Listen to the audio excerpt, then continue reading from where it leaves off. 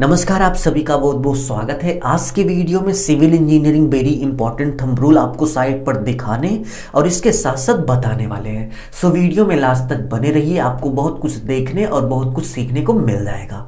तो हमारा first point है maximum free fall of concrete allowed.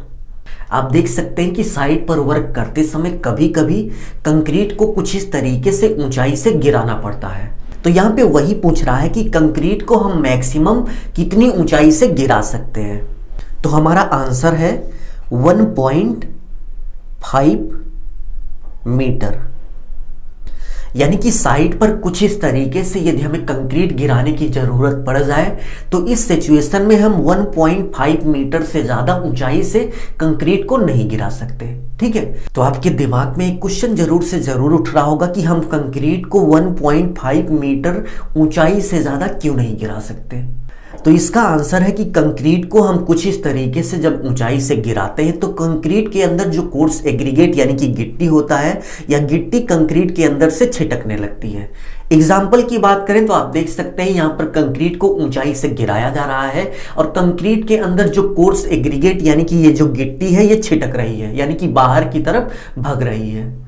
तो यही कारण है यदि हम 1.5 मीटर से ज्यादा ऊंचाई से कंक्रीट को गिराते हैं तो कंक्रीट के अंदर जो कोर्स एग्रीगेट होता है ये काफी मात्रा में छिटक जाता है, यानी कि निकल जाता है, जिससे हमारी कंक्रीट की जो स्ट्रेंथ है वो कमजोर पड़ जाती है। यही कारण है कि कंक्रीट करते समय इस बात का विशेष ध्यान दिया जाता है कि कंक्रीट के अंदर जो कोर्स एग्रीगेट है यानी कि गिट्टी है ये छिटके ना, और हम कंक्रीट को 1.5 मीटर से ज़्यादा ऊंचाई से नहीं गिराते। सो दोस्त, यदि आपको इतना बहुत ही अच्छे से समझ में आ गया तो प्लीज़ वीडियो को लाइक कर दीजिए और वीडियो में लास्ट तक बने रहिए। अभी बहुत कुछ देखना, सीखना, समझना बाकी है। और यदि आप चैनल पर नए हो तो चैनल को सब्सक्राइब कर बेल आइकन प्रेस कर लीजिए, जिससे आगे आने वाली अच्छी अच्छी वीडियो की नोटिफिकेशन आपको मिलती रहे। नहीं तो इसी तरह अच्छी अच्छी वीडियो आती रहेंगी और आपको पता भी नहीं चलेगा। सेकेंड पॉइंट की बात करें तो minimum compressive strength of brick for building. तो बिल्डिंग या फिर हाउस में वॉल बनाने के लिए हम कुछ इस तरीके से ब्रिक वर्क करते हैं। तो यहाँ पे पूछ रहा है कि जो हम ब्रिक यूज करेंगे बिल्डिंग या फिर हाउस बनाते समय उसकी कंप्रेसिव स्ट्रेंथ मिनिमम क्या होनी चाहिए। तो मिनिमम कंप्रेसिव स्ट्रेंथ की बात करें तो 3.5, ये इंपॉर्टेंट क्वेश्चन है, इसको आप अपनी डायरी पर लिख लीजिएगा, न्यूटन पर mm स्क्वायर। तो आप देख लीजिए ये वही मशीन है जिससे हम कंक्रीट क्यूब या फिर ब्रिक का कंप्रेसिव स्ट्रेंथ चेक करते हैं। थर्ड पॉइंट की बात करें तो overlapping is not allowed more than. तो इस क्वेश्चन में आपसे पूछ रहा है कि आपने देखा होगा कुछ इस तरीके से हम कॉलम में ओवरलैपिंग करते हैं, यानी कि दो सरिये को कुछ इस तरीके से जोड़ते हैं।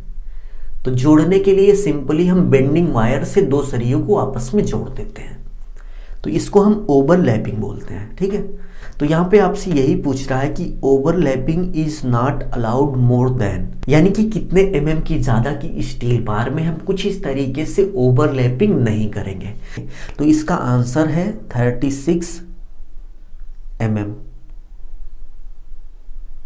तो 36 mm से ज़्यादा की स्टील बार में हम ओवरलैपिंग नहीं करेंगे।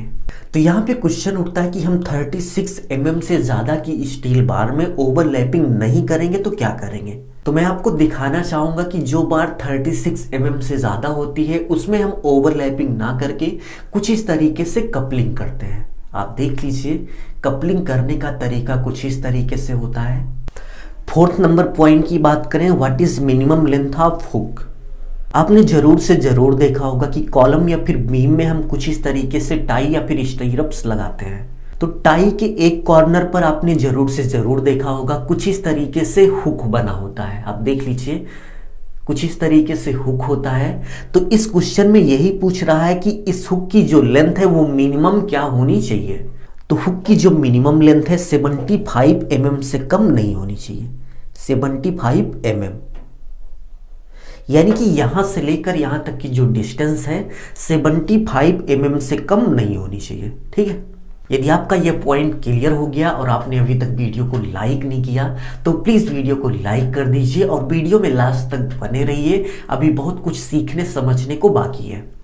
5 नंबर पॉइंट की बात करें तो आपका जो क्वेश्चन है what is the maximum spacing between to cheer for slab.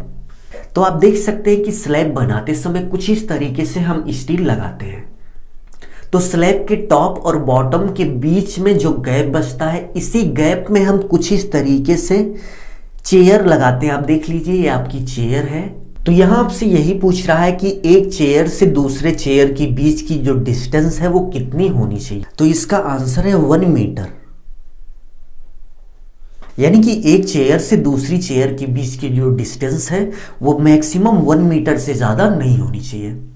Next point की बात करें तो मिनिमम डाया आप मेन बार इन कॉलम, यानी कि कॉलम में हम कुछ इस तरीके से जो मेन बार लगाते हैं, इसका मिनिमम डाया क्या होना चाहिए। तो कॉलम में मिनिमम डाया आप बार की बात करें तो 12 mm से कम नहीं होना चाहिए। ये इंपॉर्टेंट क्वेश्चन है, इसको आप अपनी डायरी पर नोट कर लीजिएगा और इसको याद भी कर लीजिएगा।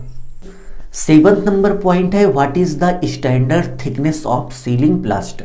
यानी कि स्लैब की सीलिंग के लिए प्लास्टर की थिकनेस क्या होनी चाहिए। तो यदि हम थिकनेस की बात करें तो 6 mm रखनी चाहिए, 6 mm। तो इंटरव्यू में आपसे क्रॉस क्वेश्चन पूछा जाता है कि हमें 6 mm से ज्यादा क्यों नहीं रखनी चाहिए। तो इसका आंसर है कि सीलिंग में यदि हम 6 mm से ज्यादा मोटाई का प्लास्टर करते हैं तो कुछ महीने या फिर कुछ साल में जो है प्लास्टर झड़ कर निकलने लगता है। यही कारण है कि हम ज्यादा मोटाई में सीलिंग का प्लास्टर नहीं करते। ठीक है, तो आप इस तरह से आंसर दे सकते हो। नेक्स्ट पॉइंट की बात करें तो मिनिमम डाया आप स्टील बार इन स्लैब, यानी कि स्लैब में हम कुछ इस तरीके से जो स्टील लगाते हैं, इस स्टील की जो मोटाई है यानी कि सरिये की जो मोटाई है, जो डाया है, वो मिनिमम कितना डाया होना चाहिए।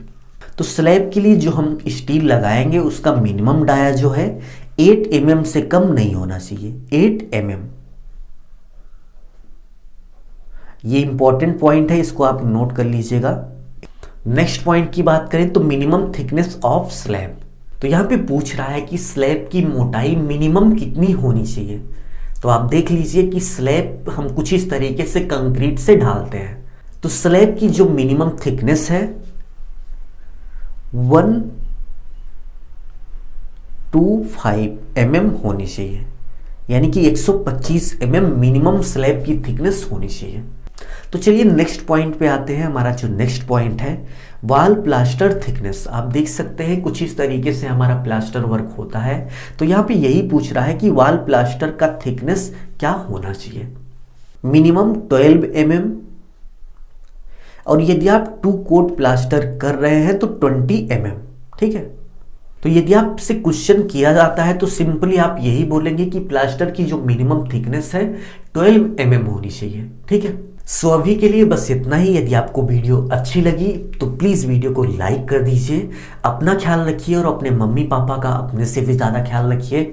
इसी भाव के साथ आपसे विदा लेते हैं। धन्यवाद।